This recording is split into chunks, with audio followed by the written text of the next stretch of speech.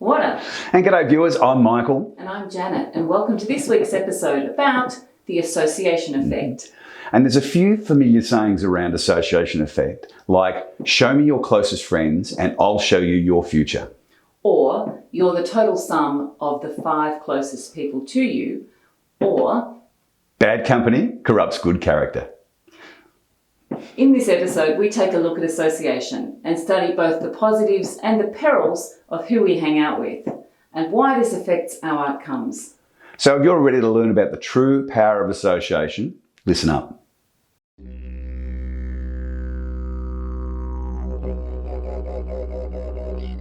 What? And g'day listeners, I'm Michael. And I'm Janet, and welcome to this week's episode about the association effect. The people we choose to surround ourselves with hold an incredible influence over our thoughts, actions, and ultimately our future. Whether this is personal or work-related, it has the same effect. There's an age-old wisdom encapsulated in familiar sayings that captures the essence of this phenomenon, the association effect. A few familiar sayings around the association effect are, show me your closest friends and I'll show you your future, or you're the sum of the total of the 5 closest people to you, or bad company corrupts good character, or this one from one of my favourite philosophers, Ralph Waldo Emerson. As we are, so we associate. The good, by affinity, seek the good. The vile, by affinity, the vile. It's a thought-provoking statement that invites us to consider the impact our social circles have on our journey through life.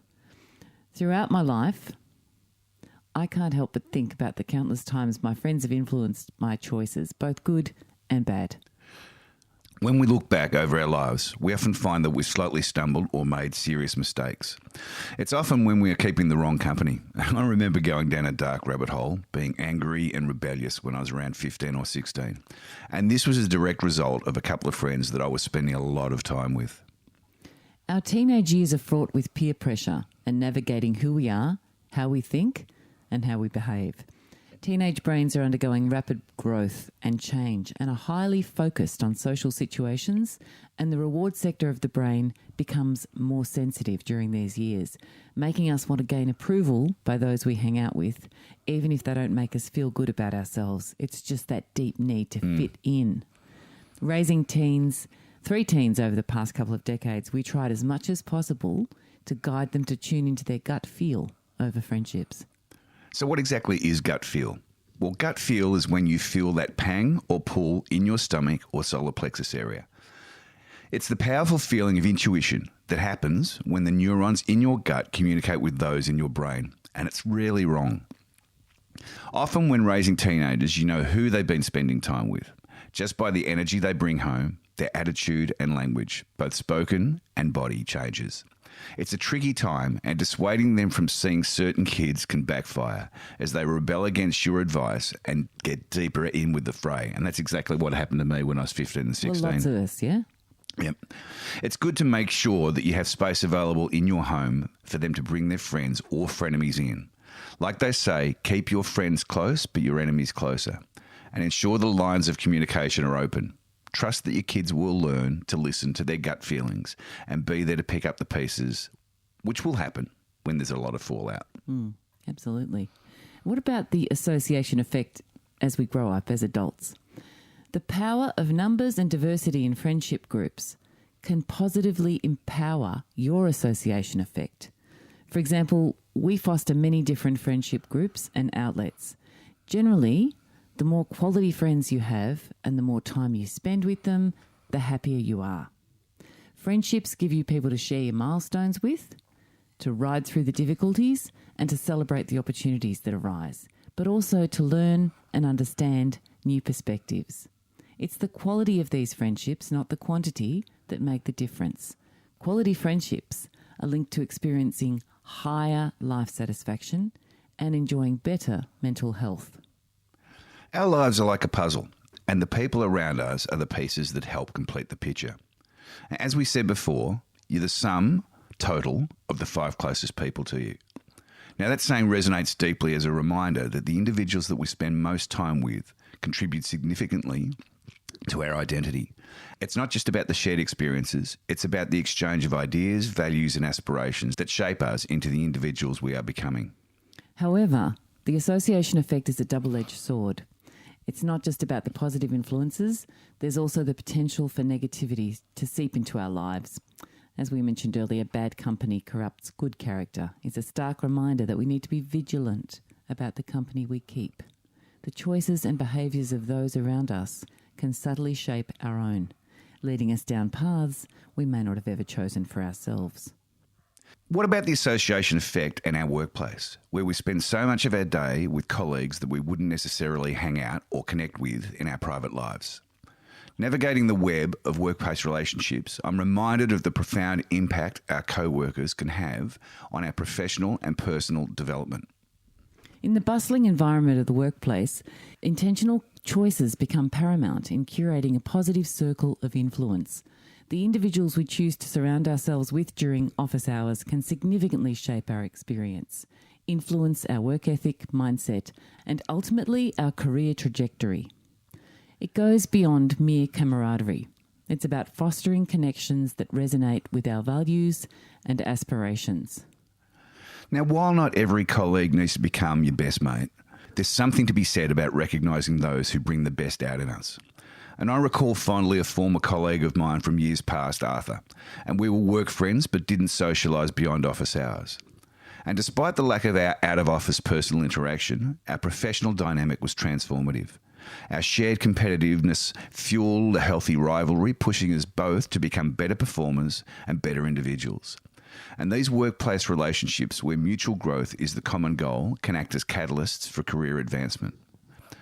So identifying and fostering connections with individuals who share a similar drive for excellence can be immensely beneficial.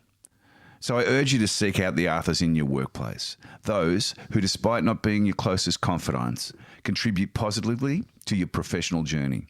It's about recognising and embracing the power of collaborative synergy that propels both parties towards success. Conversely, as no doubt you've all experienced, the workplace is not immune to the presence of toxic individuals, those who exude negativity, drag down morale and believe that the world owes them everything. While in some perplexing cases these individuals still manage to be top performers, it's crucial to minimise interactions with such toxicity. Their influence can be corrosive, sapping the energy and enthusiasm from the workplace atmosphere. In the pursuit of a fulfilling and productive professional life, distancing oneself from the gravitational pull of negativity becomes a really strategic move.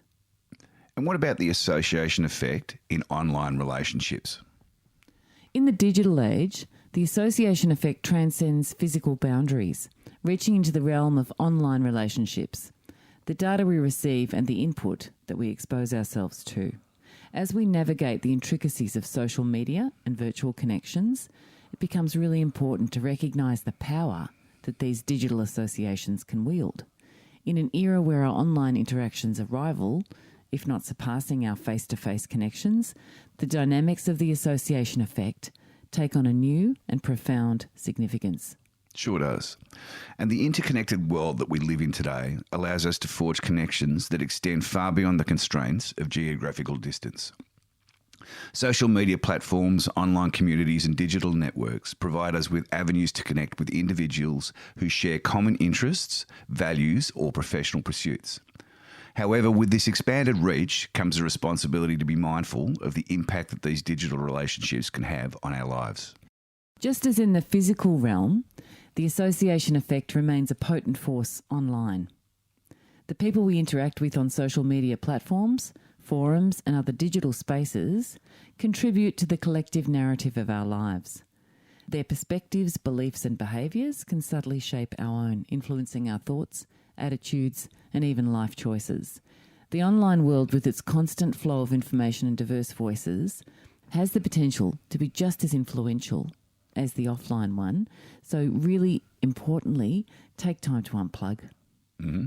And in some cases, it can be more influential than the offline one. Absolutely. Yeah, people go down the rabbit holes of conspiracy theories and so forth.